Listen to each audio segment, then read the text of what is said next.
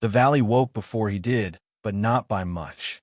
Out where the Wyoming foothills folded into each other like old, tired shoulders, the first light was a thin gray thing that slid between the ridgelines and dusted the frost on the fence wire.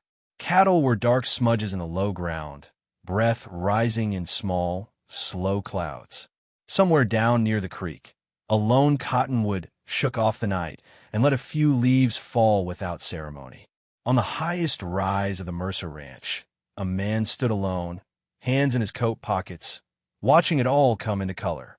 The world called him Rhett Mercer when it needed a name big enough to pin the land to. The law called him Rhett Mercer, landowner and corporate principal on the titles, the bank accounts, the oil leases. Newspapers, when they bothered to notice a man who made his millions in dirt and cattle instead of shiny screens, called him the Millionaire Cowboy and made his story sound like it had been cleaned before printing. Out here, at 5:30 in the morning, on a hill that had no name at all, he was just Rhett, a man with a bad shoulder, a stiff knee that complained when the weather changed, and more ghosts than he had fences. He watched the sun push a weak, pale wash over the valley. The frost on the tall grass caught it first, turning white blades silver.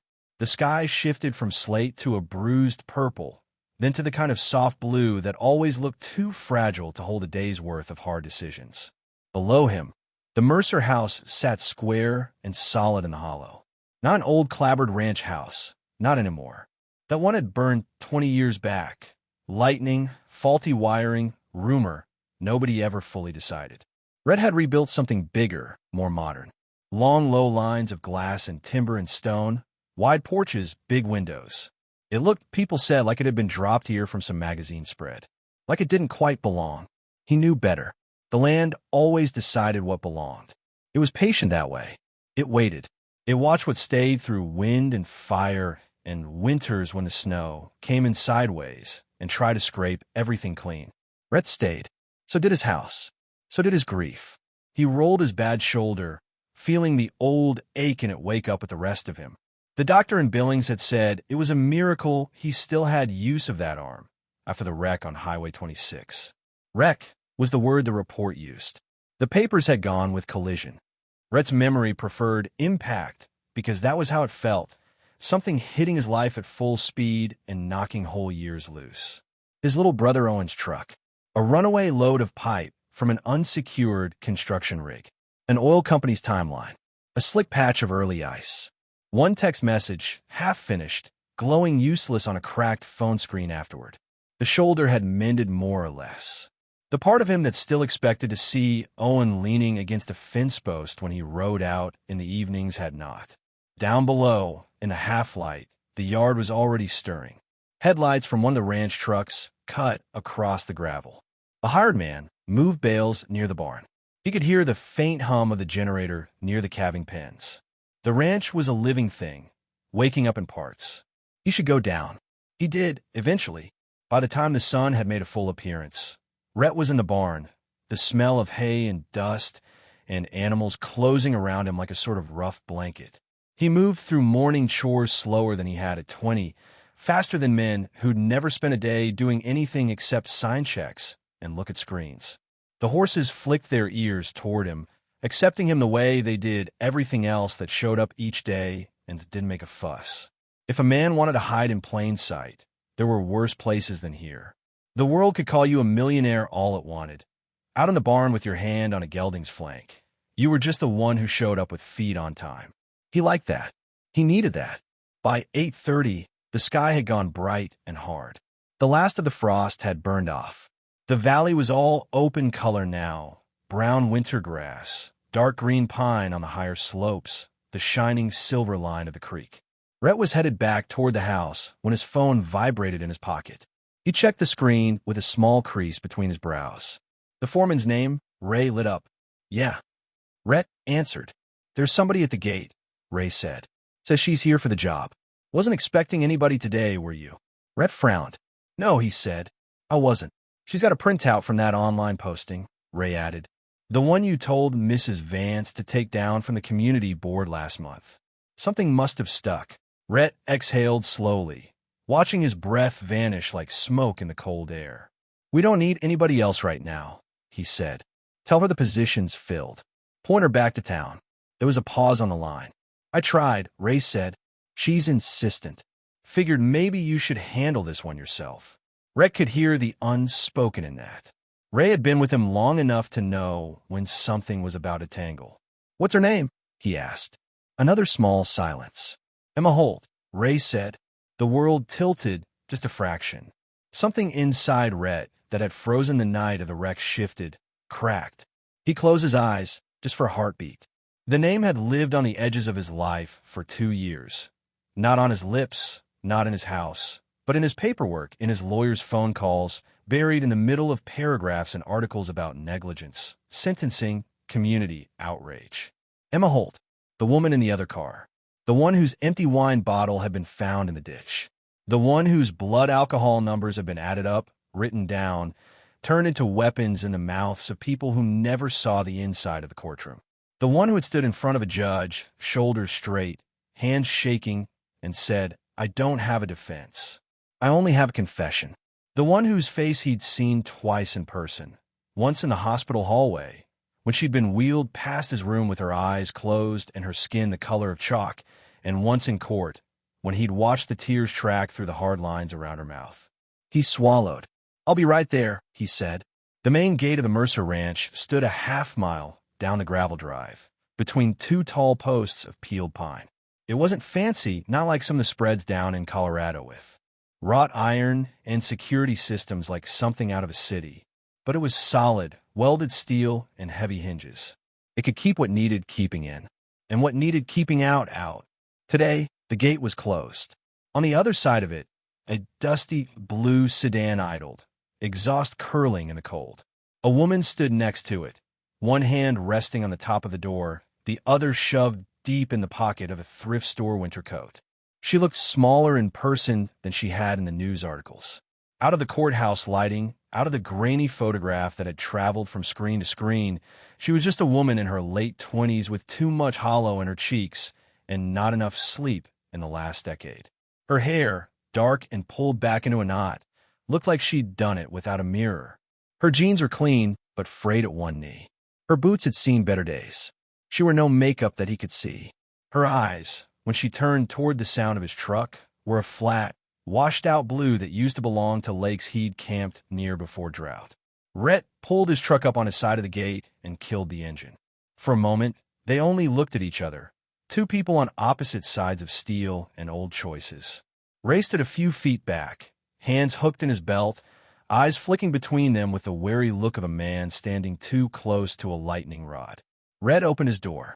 The gravel crunched under his boots as he walked to the gate. Ms. Holt, he said. Her mouth moved at his use of her name. Not quite surprise. Not quite pain. Somewhere between. I didn't think you'd remember my face, she said. Her voice was low, rough at the edges, as if it had been scraped on the inside by too many words swallowed instead of spoken. I remember a lot of things, he said. She nodded once, as if that landed somewhere she'd expected. I saw the posting, she said, lifting a folded sheet of paper a fraction of an inch from her coat pocket. Ranch hand. Live in. Experience preferred, not required. Mercer Ranch. I know it was old. I know you probably don't need anybody now, but I didn't have anywhere else to go that wasn't backwards. Her eyes met his again. This time, she didn't flinch. I thought it's either drive here, she said, or drive off the highway. And there's been enough of that. Rhett felt the words drop down through him like stones. The wind picked up, tugging at the hem of her coat, lifting a piece of his hair above his forehead. A crow called from the fence post, offended by all this stillness. You know who I am, she said. It wasn't a question. Yes, Rhett said.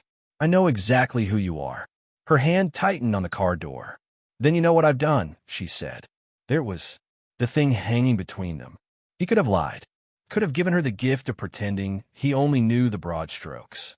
That she was the one dragging the weight into this valley, and he was just a man on the other side of a gate. But lies were what had turned Owen's last drive into a court case instead of a clean tragedy. Lies about timelines, about bottle caps, about who knew what and when. He didn't have any more lies in him. I know some of it, Rhett said. Enough. Her laugh was a short, cracked thing. You don't know what I've done, she said, more to herself than to him. No one does. They know the numbers, the blood test, the angle of the cars. They know what the newspaper said and what the judge wrote down. They don't know about the rest. The before, the after, the nights, the mornings, the things I thought standing on my own porch with a bottle in my hand. The things I didn't do that I probably should have. The things I did that didn't fix anything. She shook her head once, sharply, like she was trying to dislodge something. You don't know what I've done, she repeated. You shouldn't want to. For a long moment, Rhett let the silence stand. He thought of Owen's laugh, bright and stupid, the way he'd fill a room without meaning to. He thought of the hospital, the machines, the sound of his mother's voice when they told her. He thought of Emma Holt in the courtroom, alone at the defendant's table, with no family behind her bench, no one's hand on her shoulder. He thought of the letter she'd sent from prison, months later, the one he'd never answered. I won't ask you to forgive me, she'd written. I just need you to know that I wake up every day with your brother's name in my mouth before my own. He'd read it once, twice, then put it at the back of a drawer and closed it. Not because he didn't care, because he cared too much and didn't know what to do with that kind of care. He looked at her now through the gate, at the way she stood in the cold without hugging herself, as if she didn't think she deserved even that simple comfort. Maybe I know more than you think, he said. She opened her mouth and closed it again. He could have turned her away. It would have been clean, neat, easily defended to anyone who ever asked. You don't hire the woman who killed your brother, no matter what story she tells you at your gate. But neat was what you got in court. Not out here.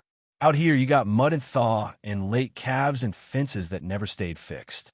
Out here you got mornings when the frost came back 2 days after you'd put away your winter gear and you just had to shrug and pull it back out again.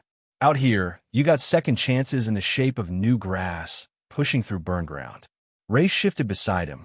You want me to handle this? He asked quietly. Rhett shook his head. No, he said. I've got it. He looked back at Emma. You driven a tractor before? He asked. She blinked. Yes, she said slowly. My dad had a small place in Nebraska. Before everything. I know my way around fence wire. Can stack hay. Can muck stalls. I'm not afraid of work. Her mouth tightened. I'm afraid of other things. But not that. You drink? Red asked. Her jaw flexed. Not anymore, she said. Not since that night. I've been sober 2 years, for months, 8 days. There's a group in town. I was going to ask where the meetings were. Rhett nodded once. You good with being checked? He said. Random. Whenever I feel like it. Her gaze didn't waver.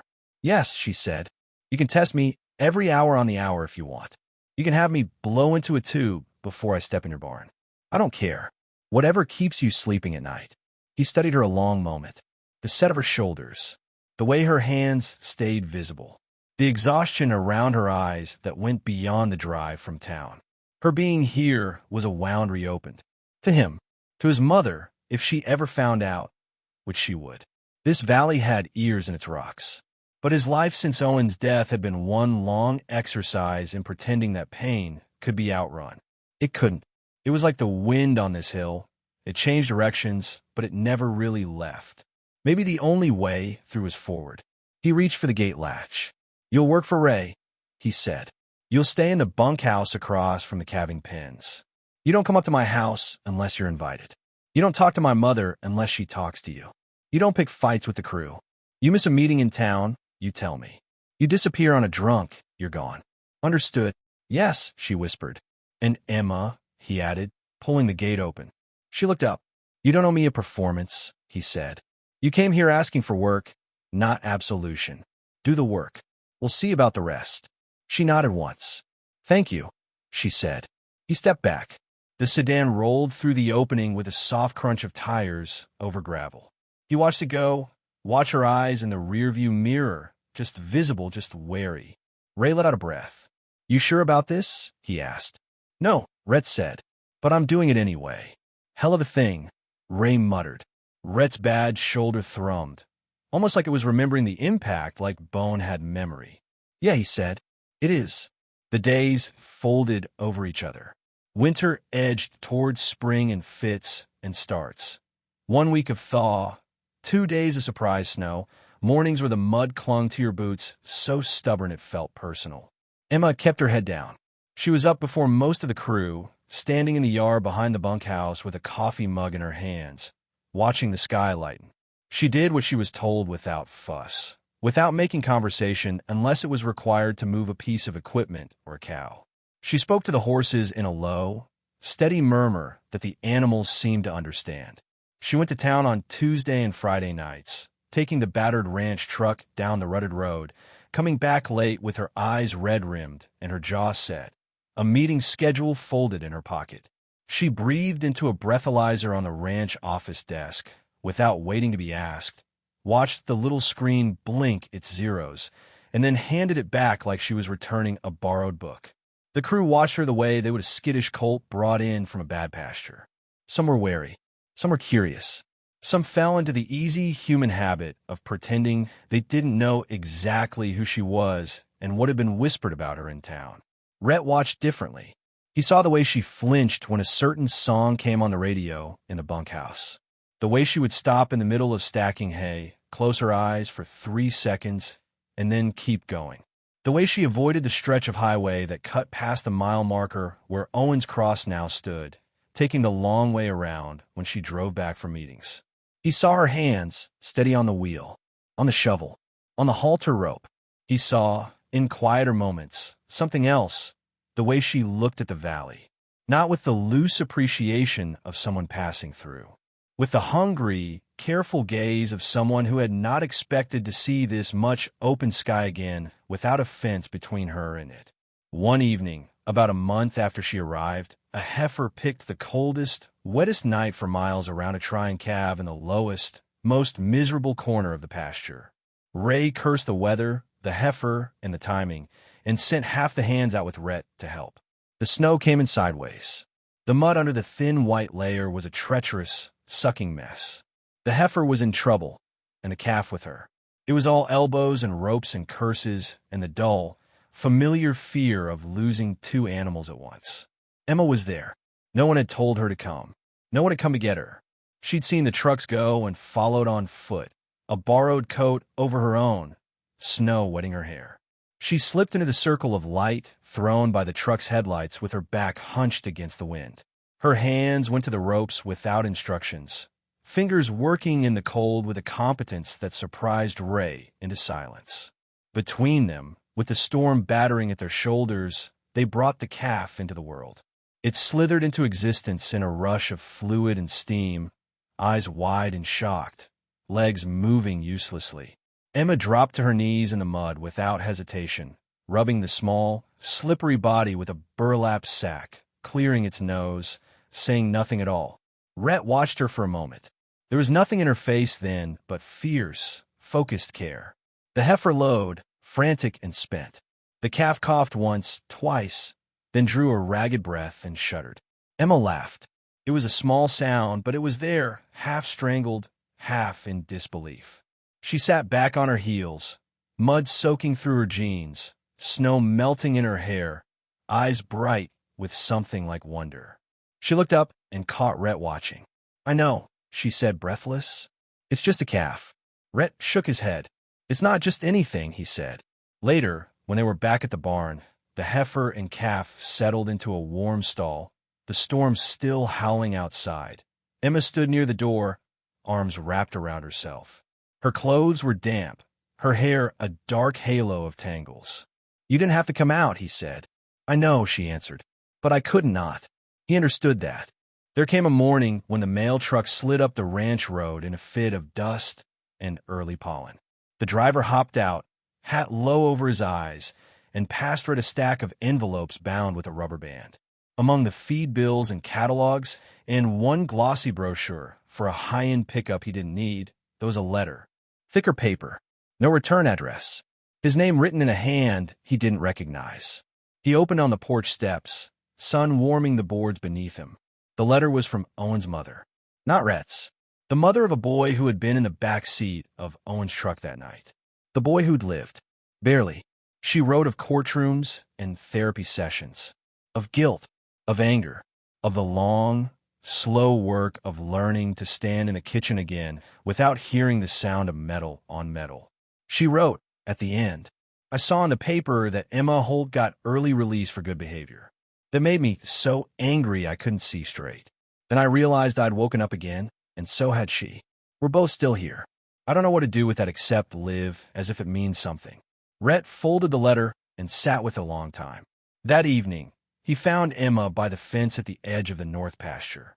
The sun was setting in slow, extravagant color, turning the clouds above the ridge into long streaks of fire. She didn't turn when he approached, but he could tell she'd heard him. The body knew the presence of another body before the mind bothered to note it. Owen had a friend in the truck with him that night, Rhett said, resting his forearms on the top rail. Logan. Emma's shoulders tightened. I know, she said. I asked about him when I was still inside. They said he lived. There would be a long road. That I should consider that a mercy. Her laugh was bitter. Felt like one more person I'd broken instead. Rhett pulled the letter from his pocket. His mother wrote me, he said. Today. Emma swallowed. What did she say? She asked. That she's still angry some days, he said. That she thinks about you.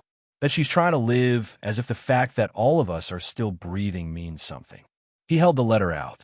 Here, he said. You should read it. You sure? She whispered. Yeah, he said. I'm not the only one who lost something, or trying to find whatever's left. She took the letter with both hands, carefully, as if it might crumble. Her eyes moved over the words slowly. A tear slipped free, tracked down the side of her nose, and fell into the dust without ceremony. I don't deserve this, she said. Probably not, he said. I don't know. I don't think deserve is much use when you get right down to it. Cows don't deserve the storm. Grass doesn't deserve the fire. It all comes anyway. We just do what we can after. She folded the letter back into its creases and held it against her chest, hand flat. Why did you let me stay? She asked. You could have had me turn around at that gate. Could have called the sheriff. Could have made a call, and I'd be gone. You had every right. Why didn't you? He watched the sun sink behind the ridge. The sky went from gold to rose to a deep, bruised purple. The first star showed up pale. Because I knew what you'd done, he said. Not all of it. Not the way you do. But enough. And I knew what it cost you. I read your letter. The one from prison. He heard her intake a breath. I didn't answer it. I didn't forgive you exactly.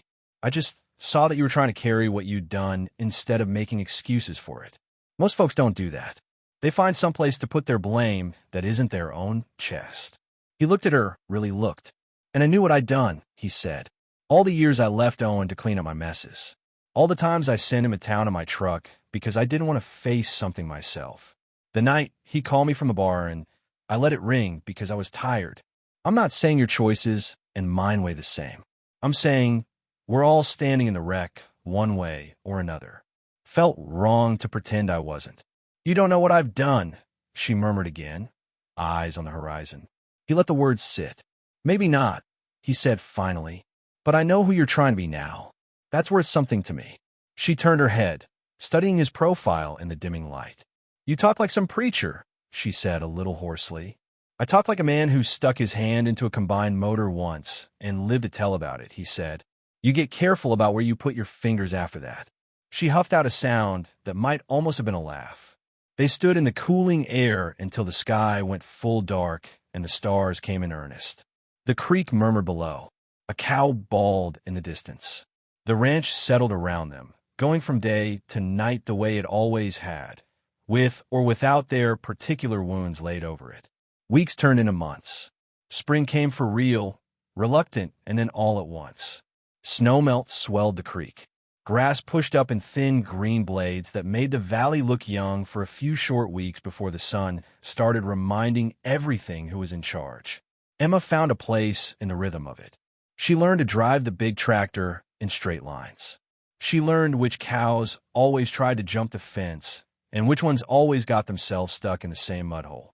She learned the names of the ranch dogs and the habits of the hawks that circled above the fields. On Tuesdays and Fridays, she still went to town. Rhett went sometimes, too. He didn't go inside the church basement where the meetings were held.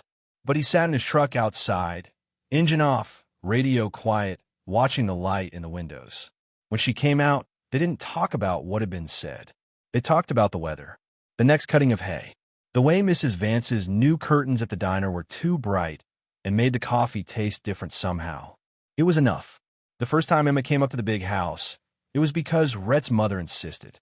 "I heard she's here," his mother said, standing in the kitchen with her hands on the back of a chair. Her hair had gone more white than gray these last years.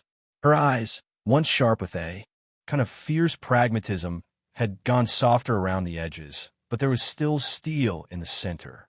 "Yeah," Rhett said. He didn't ask how she'd heard. The valley talked. Churches, grocery stores, standing in line at the bank, leaning against a truck after services. Everyone always knew more than Rhett wished they did. "You're angry?" he asked gently. His mother considered that. "I was," she said. "I still am some days." At her. At you. At God. At pipe manufacturers and road crews and whoever invented cell phones. At Owen, sometimes for answering the door when life came knocking that way. But I'm also tired. Tired of holding the same stone and pretending it doesn't get heavier each year. "You say she's trying?" "Yes," he said simply. "Then I want to see her," his mother said. "I want to see the woman my boy died with." Emma came up the path to the big house with her shoulders tight, her hands wiped clean on her jeans, her eyes wide and fixed on the porch. Rhett met her at the door. "You don't have to do this," he said quietly. "I do," she replied. He let her in. His mother stood in the front room, arms at her sides. She wore her good blouse, the one she'd bought for Owen's college graduation before he decided not to go. "You're Emma Holt," she said. "Yes, ma'am," Emma answered. They looked at each other for a long time. Emma's hands trembled. Rhett saw it. His mother saw it. No one commented on it. "Do you know what my boy's last words were?" his mother asked. Emma's lips parted. "No," she whispered. "I only remember the sound before. Not after." He said, "Tell Mom I'm sorry," she said. That was it. Not it was her fault, or I didn't see the truck, or I'm scared. Just that. "I spent a long time being angry at you for taking him away. Then I spent some time being angry at him for apologizing, as if he was the one who'd done something unforgivable." Emma's hand flew to her mouth. A sob escaped, raw and surprised. "I'm so sorry," she choked out. "I've said those words so many times they don't sound like words anymore, but I'm sorry. I'm sorry you lost him. I'm sorry I was stupid and selfish and drunk and thought I could drive through the dark like it didn't apply to me. I am sorry you had to bury your son, because I wouldn't bury my bottle." His mother's face crumpled, then reformed. "You think I haven't done stupid things?" she said. "You think I haven't driven when I shouldn't, or said the wrong thing to the wrong person at the worst time? The only difference between us sometimes," she said, voice sharpening, "is where the consequences decide to land. You caught a bigger one than most. Don't let that be the only thing you ever are." She stepped forward. To Rhett's shock, to Emma's, to her own. Maybe she wrapped her arms around Emma. The younger woman stiffened, then sagged, then clung, sobs breaking loose like a storm that had been gathering in the far hills too long. Rhett looked away, giving them the small privacy of his turned head, even in the middle of his own front room. He felt something in his chest he'd thought calcified soften, just a little. Later, when Emma stepped back out into the twilight, eyes swollen, face scrubbed clean of old defenses, Rhett walked her to the porch steps. "She forgave me," Emma said, dazed. "I don't understand how that's possible. Or why." Rhett shrugged one shoulder, the good one.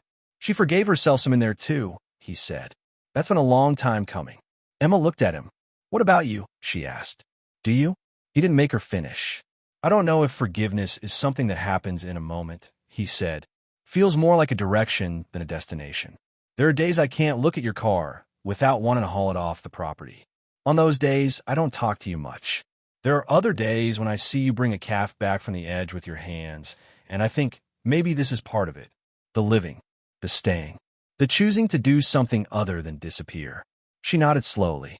"If I stay here," she said softly, "if I keep working, keep going to meetings, keep trying to be someone who doesn't make the same mistakes, what does that make me to you?" He met her gaze. "A woman who made a terrible choice," he said, "and then made a better one." She let out a slow breath.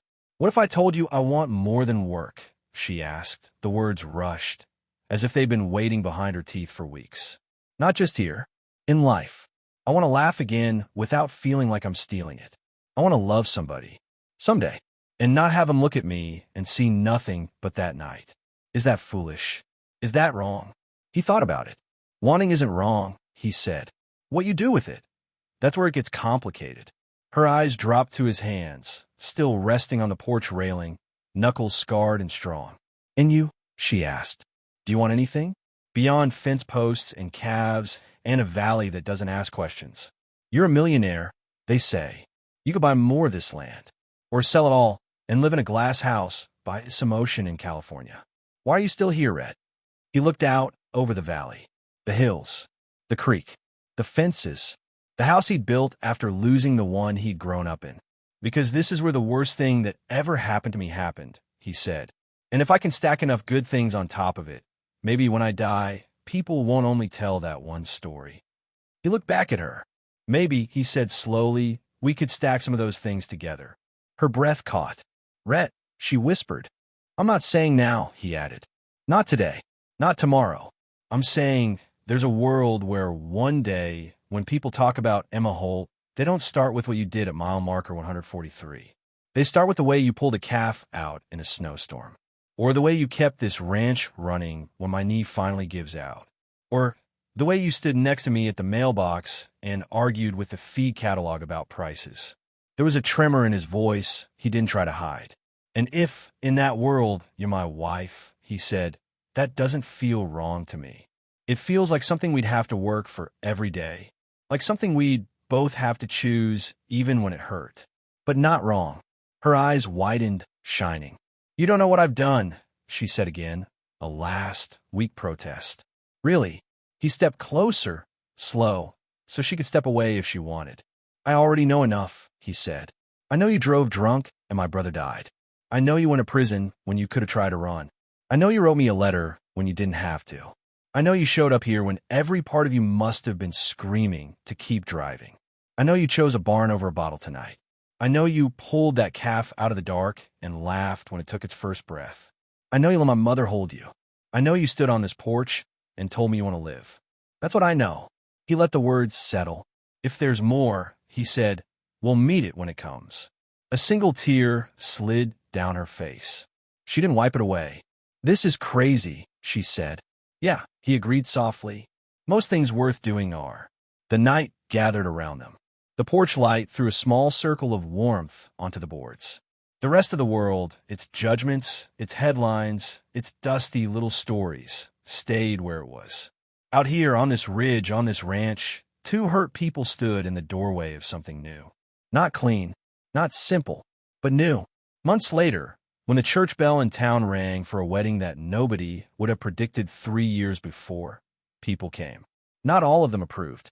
Some held their skepticism like a hymn book, close to their chests. The preacher from Adobe Creek spoke simple words. His voice carried the weight of funerals and births and drought prayers and thanksgivings. You don't come here clean, he said to the gathered crowd before turning to the couple. You come here honest. You come here choosing. Rhett Mercer, Emma Holt. Do you choose each other, knowing everything you know and all the things you don't yet? I do, Rhett said. I do, Emma whispered. They didn't kiss like in the movies. It was small, careful, but there was nothing tentative in the way they held each other's gaze afterward. Outside, in the bright Wyoming sun, the neighborhood stood in its patched suits and faded dresses. The millionaire cowboy and the woman whose name had once been spoken in courtrooms and on news broadcasts walked hand in hand down the church steps. Somebody in the back of the crowd said, "You hear about her past?" And somebody else said, "Yeah, you hear about his?" Guess they're building something on top of it. The valley listened. The wind moved through the grass. The past didn't vanish. It never did. But on the Mercer Ranch, on the hill where Rhett had once stood alone and watched the sun climb into a sky that didn't seem to care if he was in it or not, there were now 2 coffee mugs on the porch railing every morning. 2 sets of boot prints in the frost. 2 voices low in the barn, talking to horses, to each other, to the day ahead. You don't know what I've done, she had said. He had known enough. And in the slow, quiet work of shared days, mending fences, tending calves, driving into town for meetings and mail, the rest of it unfolded not as a sentence, but as a life. A wounded woman, a wounded man, A ranch that had seen more than its share of grief. A redemptive ending, not in one grand gesture, but in 1,000 small ones. A hand reaching for another in the dark. A choice made again and again to stay.